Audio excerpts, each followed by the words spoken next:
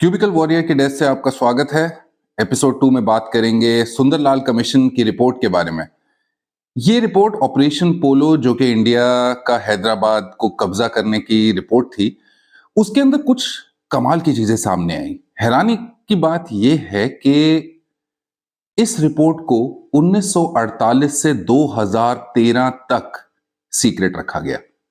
2013 में ये रिसर्चर्स के हाथ में पड़ी और इसमें हैरान कर देने वाली बात यह थी कि सुंदरलाल कमीशन, जो कि सुंदरलाल वर्मा जी, जो कि एक एडवोकेट थे, और दो फर्दर मुस्लिम स्कॉलर्स और सोशल वर्कर्स जिन्होंने इस रिपोर्ट में भाग लिया, उनकी फाइंडिंग्स ये कहती थी कि हिंदुओं ने और इंडियन आर्मी ने लगभग, जैसे पिछली वीडियो में मैंने आपको बताया, 40,000 से लेके 2 लाख मुस्लिम्स, मेनली मुस्लिम्स आदमियों को मारा।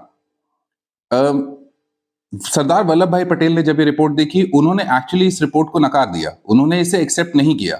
जवाहरलाल नेहरू जी हाउएवर इस रिपोर्ट को ना पब्लिश करने के फेवर में थे, ना ही इस पे कोई एक्शन लेने के फेवर में थे। अब कांग्रेस की कहानियां कांग्रेस जाने। ये फैक्ट और फिक्शन के बीच में फैक्ट ये है कि एक ऐसी रिपोर्ट एग्जिस्ट करती है जो ये कहती है कि आजादी के बाद हिंदुओं ने भी अत्याचार करे हैं।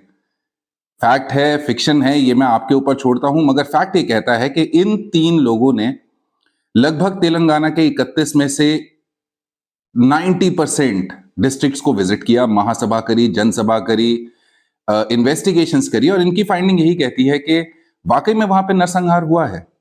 मगर जैसा कि मैंने आपको बोला, हमारी पिछले आजादी से लेकर आज तक की जो हिस्ट्री है, उसके अंदर इतनी कहानियां दबाई गई हैं, मनगढ़ंत बनाई गई हैं कि सच और झूठ की जगह अगर हम सिर्फ फैक्ट पे फोकस करें तो शायद हमें आंसर मिलना ज्यादा आसान हो सकता है। इसी के साथ मैं इस वीडियो को समाप्त करता हूं। अगला डिस्कशन जो हम शुरू करेंगे वो होगा इंडिया के नेक्स्ट मिलिट्री मिशन के बारे में, जो कि था हमारा 1962 का चाइना वॉर।